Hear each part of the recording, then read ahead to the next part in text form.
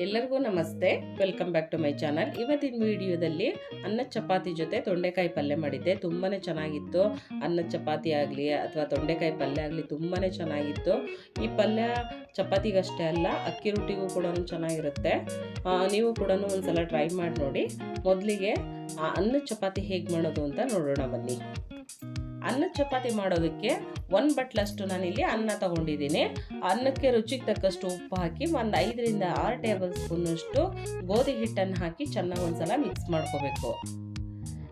ನಮಗೆ ಚಪಾತಿ ಮೆದುವಾಗಬೇಕು ಅಂದರೆ ಸ್ವಲ್ಪನೇ ಹಿಟ್ಟು ಸೇರಿಸ್ಬೇಕು.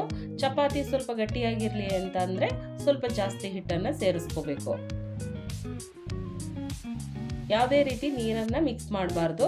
ಡ್ರೈ ಆಗಿಯ ಉಪ್ಪು, ಅನ್ನ ಮತ್ತು ಹಿಟ್ಟನ್ನು ಚೆನ್ನಾಗಿ ಒಂದ್ಸಲ ಮಿಕ್ಸ್ ಮಾಡಿಕೊಂಡು ಮಿಕ್ಸಿ ಜಾರಿಗೆ ಹಾಕಿ ಡ್ರೈ ಆಗಿಯ ಮಿಕ್ಸಿ ಮಾಡ್ಕೋಬೇಕು. ಈ ಥರ ರೈಸ್ ಹಾಕಿ ಚಪಾತಿ ಮಾಡ್ಕೊಡೋದ್ರಿಂದ ಟೇಸ್ಟು ಡಿಫ್ರೆಂಟ್ ಆಗಿರುತ್ತೆ ಮತ್ತು ಚಪಾತಿ ತುಂಬಾ ಸಾಫ್ಟ್ ಆಗಿರುತ್ತೆ.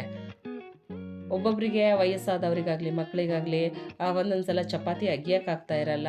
ಅಂಥ ಟೈಮಲ್ಲಿ ಈ ಥರ ರೈಸ್ ಹಾಕ್ಕೊಂಡು ಚಪಾತಿ ಮಾಡಿದರೆ ತುಂಬಾ ರುಚಿಯಾಗಿರುತ್ತೆ ಮತ್ತು ತುಂಬ ಸಾಫ್ಟ್ ಆಗಿರೋದ್ರಿಂದ ತುಂಬ ಇಷ್ಟಪಟ್ಟು ಕೂಡ ತಿಂತಾರೆ. ಇವಾಗ ಮಿಕ್ಸಿ ಮಾಡ್ಕೊಂಡಂಥ ಹಿಟ್ಟನ್ನು ಒಂದು ತಟ್ಟೆಗೆ ಹಾಕ್ಕೊಂಡು ಕೈಯನ್ನು ನೀರೆಲ್ಲಾರು ಅಥವಾ ಒಂಚೂರು ಎಣ್ಣೆಲಾರು ಹತ್ಕೊಂಡು ಒಂದ್ಸಲ ಚೆನ್ನಾಗಿ ನಾದ್ಕೊಂಡು 5 ರಿಂದ 10 ನಿಮಿಷಗಳ ಕಾಲನ ಚೆನ್ನಾಗಿ ನೆನೆಯೋದಕ್ಕೆ ಬಿಡಬೇಕು. ನಂತರ ನಮಗೆ ಚಪಾತಿ ಯಾವ ಸೈಜಿ ಬೇಕೋ ಆ ಸೈಜಿ ಉಂಡೆ ಮಾಡಿಕೊಂಡು ರೆಡಿ ಮಾಡಿ ಇಟ್ಕೋಬೇಕು. ನಂತರ ನಾವು ಮಾಮೂಲಿ ಚಪಾತಿ ಯಾವ ರೀತಿ ಲಟ್ಟಿಸ್ತೀವೋ ಅದೇ ರೀತಿ ಲಟ್ಟಿಸಿದ್ರೆ ಆಯಿತು.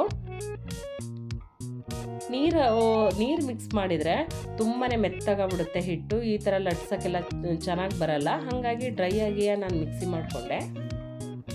ನಾವು ಮಿಕ್ಸಿ ಜಾರಿಗೆ ಹಾಕ್ಕೊಳ್ಳೋದ್ರಿಂದ ಈಸಿಯಾಗಿ ಈ ಥರನ ಲಟ್ಟಿಸ್ಬೋದು. ಇಲ್ಲಾಂದರೆ ಆ ಅನ್ನ ಎಲ್ಲ ಮೇಲ್ಮೇಲೆ ಬರ್ತಾ ಇರುತ್ತೆ ಕೈಯಲ್ಲಿ ನಾದ್ಕೊಂಡಾಗ. ಮಿಕ್ಸಿ ಜಾರಲ್ಲಿ ಚೆನ್ನಾಗಿ ಮಿಕ್ಸಿ ಮಾಡಿಕೊಂಡ್ರೆ ತುಂಬಾ ಚೆನ್ನಾಗಾಗುತ್ತೆ ಈ ಥರ ಲಟ್ಟಿಸ್ಬೇಕಾದ್ರೆ.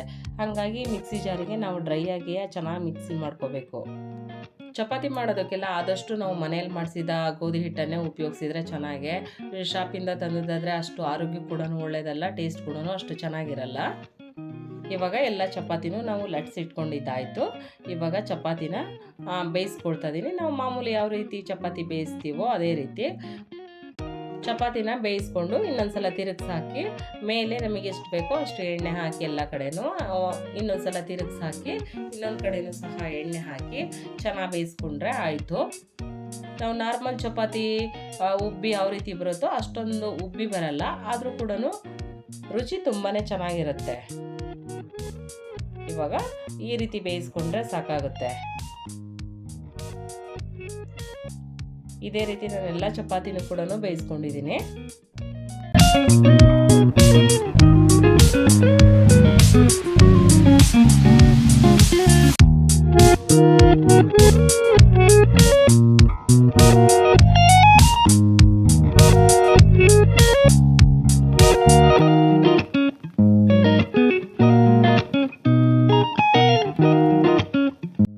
ಇವಾಗ ಸಾಫ್ಟ್ ಆಗಿರೋ ಟೇಸ್ಟಿಯಾಗಿರೋ ಅಂತಹ ಅನ್ನ ಚಪಾತಿ ರೆಡಿಯಾಗಿದೆ.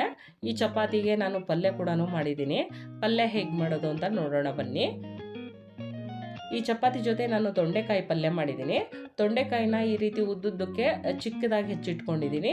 ನಿಮಗೆ ಯಾವ ರೀತಿ ಇಷ್ಟನೋ ಆ ರೀತಿ ಹೆಚ್ಚಿಟ್ಕೊಳ್ಳಿ. ಅದಕ್ಕೆ ಒಗ್ಗರಣೆಗೆ ಬೇಕಾದಂತಹ ಈರುಳ್ಳಿ, ಹಸಿಮೆಣಸಿಕಾಯಿನೂ ಕೂಡ ನಾನು ಕಟ್ ಮಾಡಿ ಇಟ್ಕೊಂಡಿದ್ದೀನಿ.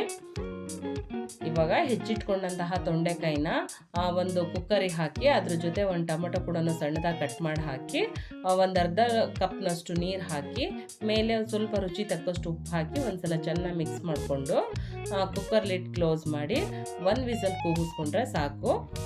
ಹೈ ಫ್ಲೇಮಲ್ಲಿ 1 ವಿಸಲ್ ಕೂಗಿಸ್ಕೊಂಡ್ರೆ ಸಾಕು. ಏಕೆಂದರೆ ತುಂಬ ಮೆತ್ತಗೆ ಬೆಂದರೆ ಪಲ್ಯ ಅಷ್ಟೊಂದು ಟೇಸ್ಟ್ ಅಂತ ಅನಿಸಲ್ಲ. ಸ್ವಲ್ಪ ಕ್ರಂಚಿಯಾಗಿದ್ದರೆ ತುಂಬಾ ರುಚಿಯಾಗಿರುತ್ತೆ ಪಲ್ಯ ಕೂಡ. ಇವಾಗ ತೊಂಡೆಕಾಯಿ ಮತ್ತು ಟೊಮೆಟೊ ಚೆನ್ನಾಗಿ ಬೆಂದಿದೆ. ಇಷ್ಟು ಬೆಂದರೆ ಸಾಕಾಗುತ್ತೆ.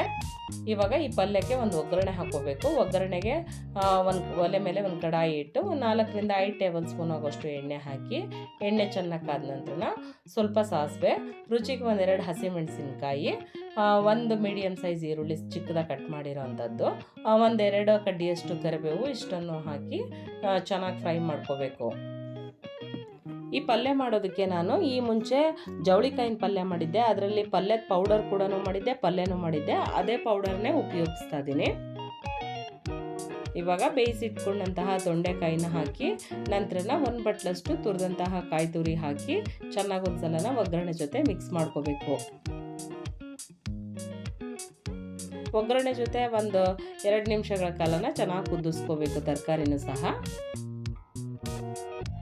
ನಂತರ ಈ ಪಲ್ಯಕ್ಕೆ ಪಲ್ಯದ ಪೌಡರು ಅಥವಾ ಕರಿ ಪೌಡರ್ ಅಂತ ಏನು ಮಾಡಿ ಇಟ್ಕೊಂಡಿದ್ನೋ ಆ ಪೌಡರ್ನ ಹಾಕಿ ಚೆನ್ನಾಗಿ ಒಂದ್ಸಲ ಮಿಕ್ಸ್ ಮಾಡ್ಕೋಬೇಕು. ನಾನಿಲ್ಲಿ ಗ್ರೇವಿ ಥರ ಪಲ್ಯ ಮಾಡ್ಕೊಳ್ತಾ ಇದ್ದೀನಿ. ಆ ಪಲ್ಯಕ್ಕೆ ಒಂದು ಸ್ವಲ್ಪ ಪುಡಿ ಕಡಿಮೆ ಆಯಿತು ಅಂದರೆ ಇನ್ನೊಂದು ಸ್ವಲ್ಪ ಪುಡಿ ಸೇರಿಸಿ ಚೆನ್ನಾಗಿ ಒಂದ್ಸಲ ಮಿಕ್ಸ್ ಮಾಡ್ಕೋಬೇಕು. ಈ ಪಲ್ಯದ ಪುಡಿ ಮಾತ್ರ ತುಂಬಾ ಚೆನ್ನಾಗಿದೆ. ನಿಮಗೆ ಒಂದ್ಸಲ ಟ್ರೈ ಮಾಡಿ ನೋಡಿ. ಸ್ವಲ್ಪನೇ ಇಷ್ಟ ಆಯಿತು ಅಂದರೆ ಸ್ವಲ್ಪ ಜಾಸ್ತಿ ಪ್ರಮಾಣದಲ್ಲಿ ಮಾಡಿಟ್ಕೊಳ್ಳಿ. ಒಂದು 20ರಿಂದ 1 ತಿಂಗಳವರೆಗೂ ಏನೂ ಹಾಳಾಗಲ್ಲ. ತುಂಬಾ ಚೆನ್ನಾಗಿರುತ್ತೆ. ಟೇಸ್ಟು ಕೂಡ ಚೆನ್ನಾಗಿರುತ್ತೆ ಮತ್ತು ಮಾಡೋದು ಕೂಡ ಅಷ್ಟೇ ಈಸಿ. ಈ ಪುಡಿ ನಾವು ಆಲ್ರೆಡಿ ಹುಣಸೆ ಹಣ್ಣನ್ನು ಸಹ ಹಾಕಿ ಪುಡಿ ಮಾಡ್ಕೊಂಡಿರೋದ್ರಿಂದ ಹುಣಸೆ ಹಣ್ಣನ್ನು ಸಹ ಹಾಕಬೇಕಾಗಿಲ್ಲ. ಪುಡಿ ಹಾಕಿ ಒಂದ್ಸಲ ಚೆನ್ನಾಗಿ ಮಿಕ್ಸ್ ಮಾಡಿಕೊಂಡು ಒಂದು ಮೀಡಿಯಂ ಫ್ಲೇಮಲ್ಲಿ ಕುದಿಯೋದಕ್ಕೆ ಬಿಡಬೇಕು.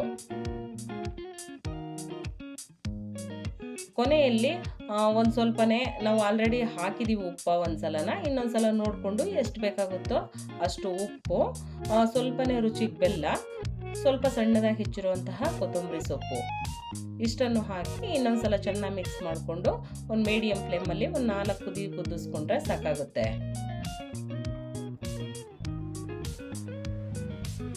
ಪುಡಿ ಮಾಡಿ ಇಟ್ಕೊಂಡ್ರೆ ಈ ಥರ ತರಕಾರಿನ ಬೇಯಿಸ್ಕೊಂಡು ಇಮಿಡಿಯೇಟ್ ಪಲ್ಯಕ್ಕೆ ಪುಡಿ ಮಿಕ್ಸ್ ಮಾಡಿದರೆ ಪಲ್ಯ ಇಮಿಡಿಯೇಟ್ ರೆಡಿ ಆಗುತ್ತೆ. ತುಂಬಾ ಟೇಸ್ಟಿಯಾಗಿರುತ್ತೆ. ಇವಾಗ ರುಚಿಕರವಾದಂತಹ ತೊಂಡೆಕಾಯಿ ಪಲ್ಯ ರೆಡಿಯಾಗಿದೆ. ಚಪಾತಿ ಜೊತೆಗಂತೂ ತುಂಬಾ ಚೆನ್ನಾಗಿರುತ್ತೆ. ನೀವು ಕೂಡ ಒಂದ್ಸಲ ಪಲ್ಯ ಆಗಲಿ, ಪಲ್ಯದ ಪೌಡ್ರ್ ಆಗಲಿ ಅಥವಾ ಚಪಾತಿ ಆಗಲಿ ಟ್ರೈ ಮಾಡಿ ನೋಡಿ. ಹೇಗಾಗಿದೆ ಅಂತ ನನಗೆ ಕಮೆಂಟ್ ಮೂಲಕ ತಿಳಿಸಿ. ಈ ರೆಸಿಪಿ ನಿಮಗೆ ಇಷ್ಟ ಆಯಿತು ಅಂತ ಅಂದರೆ ಒಂದು ಲೈಕ್ ಕೊಡಿ, ಶೇರ್ ಮಾಡಿ, ಕಮೆಂಟ್ ಹಾಕಿ. ವೇದ ಜನನಿ ಚಾನಲ್ಗೆ ಸಬ್ಸ್ಕ್ರೈಬ್ ಆಗಿ. Thank you. ಬಾಯ್.